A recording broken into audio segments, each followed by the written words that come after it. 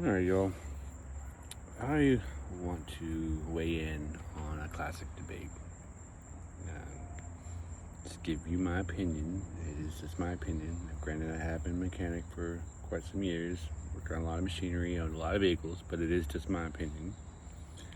But on the question of, do you let your vehicles warm up before you drive them? You start them up, let them idle for 10-15 minutes, and then go drive them. Now, you hear the old school mechanics say yes, but everyone who I've seen say no to that completely misrepresents the argument. It drives me freaking crazy. So I'm gonna make this video and see what y'all think. First of all, I'm gonna say, if it's a throwaway vehicle, disposable vehicle that you're just getting up and driving to the grocery store or to work in the morning, that you only plan on driving for a while, you're gonna trade it in, then no, you don't bother with it. But you got a vehicle that you want to keep, one of them older cars that don't have all this electronics on it, you want that thing to last for 300,000 miles, then think about it. So here's the argument I always keep hearing about it, why you don't have to do it.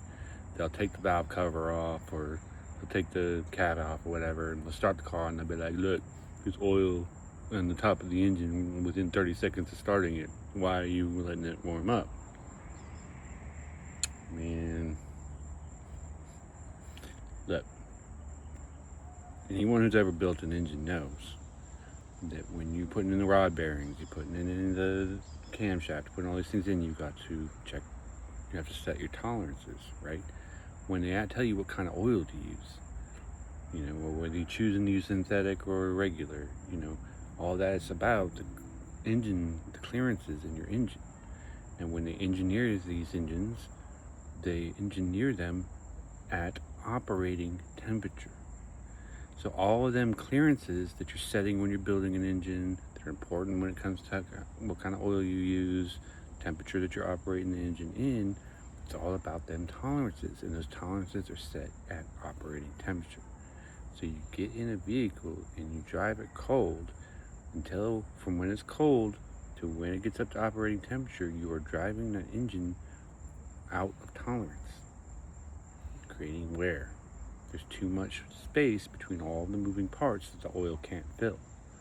Again, the oil being designed to be what's ideal when the engine is operating at or running at operating temperature.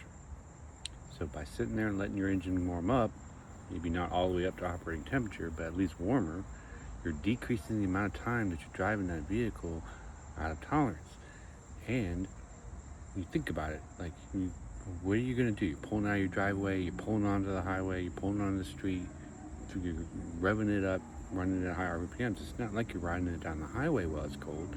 You're accelerating, you're changing speed all the time. So yeah, if you want that engine to last 400,000 miles, let it warm up.